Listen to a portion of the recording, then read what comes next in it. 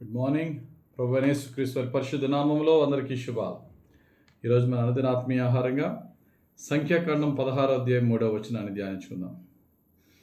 మోషే అహరోనులకు విరోధముగా పోగుబడి, మీతో మాకిక పని లేదు, ఈ సర్వ సమాజములోని ప్రతి వాడును పరిశుద్ధుడే, యెహోవా వారి మధ్య ఉన్నాడు, యెహోవా సంఘము మీద మిమ్మల్ని మీరేలా హెచ్చించుకొనుచున్నారనగా, కొరహు దాతాను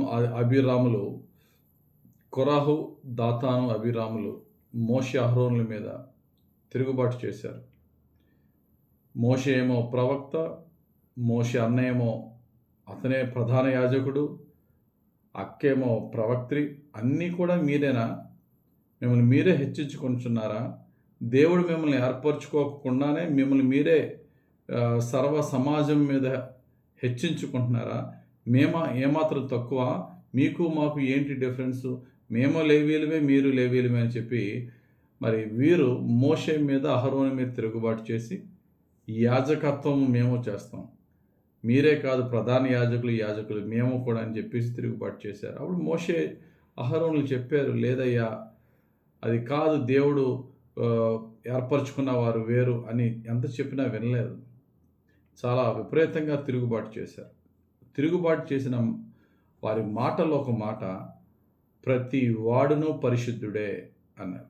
మీరే కాదు పరిశుద్ధులు, అందరం పరిశుద్ధులమే అన్నారు. అసలు పరిశుద్ధుడే అనే మాటకు అర్థాన్ని మనం ఇక్కడ తెలుసుకోవాలి. Who is Holi? తప్పు చేయకుండా ఉన్నవాడు హోలీయా? పాపం లేనివాడు హోలీయా? హూ ఈజ్ హోలీ అనే మాటకి తర్వాత వచనంలో చెప్పాడు.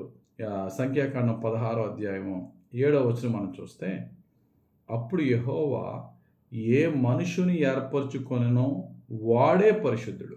ఇప్పుడు చెప్పండి, హూ ఈజ్ హోలీ అంటే తప్పు చేయనోడు హోలీ కాదు, లేక ఏ పాపము లేనివాడు హోలీ కాదు, అమాయకుడు హోలీ కాదు.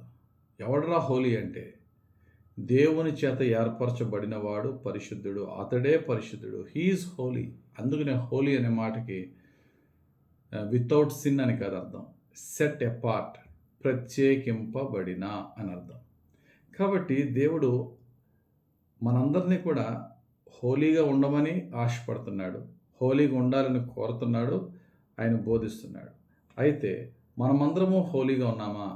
ఇక్కడ దాతాను, అభిరాము, కొరాహు ఇలా అంటారు, మేమందరం హోలీ అన్నారు అయితే ఒక మాటతో.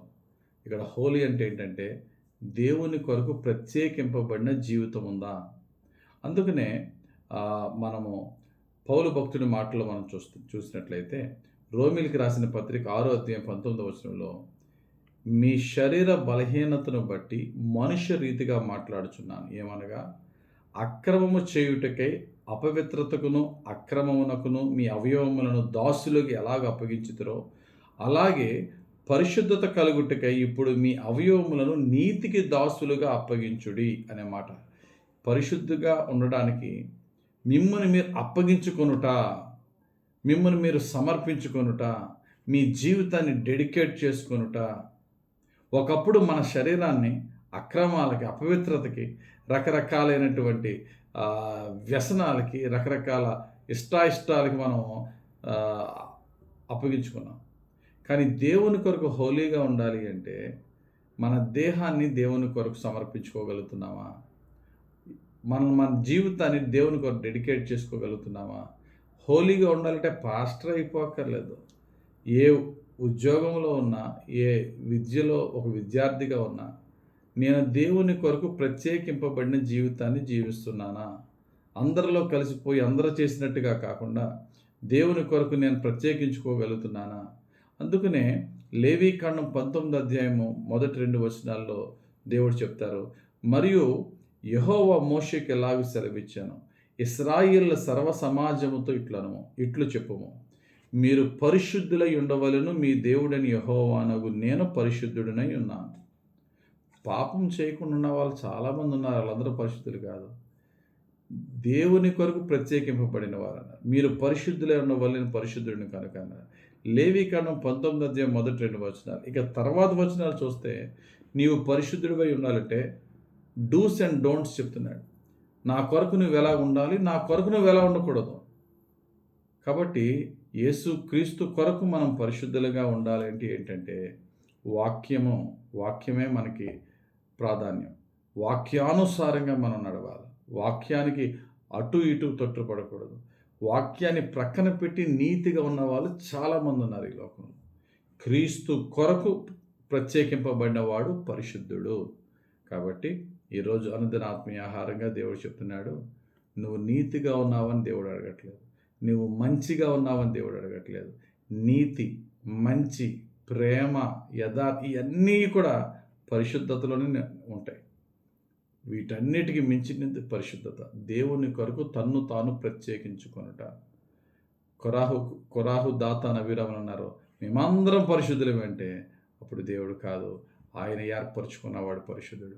దేవుని ఏర్పాటులో మనం ఉండాలి. దేవుని చిత్త ప్రకారంగా మనం ఉండాలి.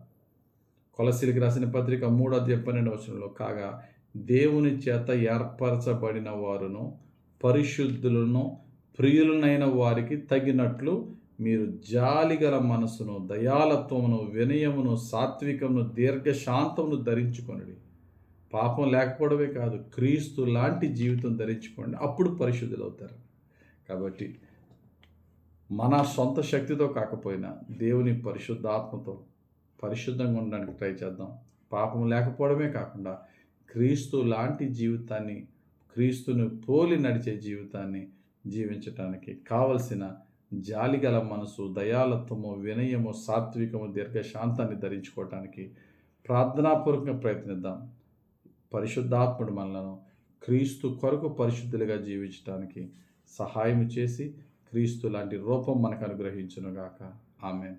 పరిశుద్ధుడా, ప్రేమ కలిగిన తండ్రి, క్రీస్తు రూపము మాలో ఏర్పడుటయే పరిశుద్ధత అంటే అనే సత్యాన్ని మేము గమనించి క్రీస్తు లాంటి మనసు, హృదయము, జాలి, వినయము, యథార్థత, ప్రేమ, పరిశుద్ధత కలిగి జీవించే జీవితం దయచేయండి. అందరితో కలిసి ఉంటూ ఈ లోకానుసారమైన జీవితం జీవించే వారితోనూ కూడా మనం స్నేహంగా ఉంటూ నీ కొరకు పరిశుద్ధంగా ప్రత్యేకింపబడిన వారైనటువంటి జీవితం ఎలా జీవించాలో మాకు బోధించి అనుక్షణము మమ్మలను పరిశుద్ధులుగా తీర్చిదిద్ది నడిపించమని, పరిశుద్ధులుగా మా చివరి శ్వాస వరకు మమ్మల్ని నిలబెట్టమని, క్రీస్తుకు సాక్షులుగా జీవింపచేయమని యేసుక్రీస్తు వారి పరిశుద్ధ నామంలో ప్రార్థించి వేడుకొంచున్నాం తండ్రి. ఆమేన్. తండ్రి, కుమార, పరిశుద్ధాత్మ దేవుని త్రియేక దీవెన మనపై దిగి వచ్చి ఈ సమాజంలో యేసుక్రీస్తు కొరకు పరిశుద్ధులుగా జీవించే భాగ్యం త్రియేక దేవుడు మనకు అనుగ్రహించునుగాక. ఆమేన్. God bless you. Have a very blessed day.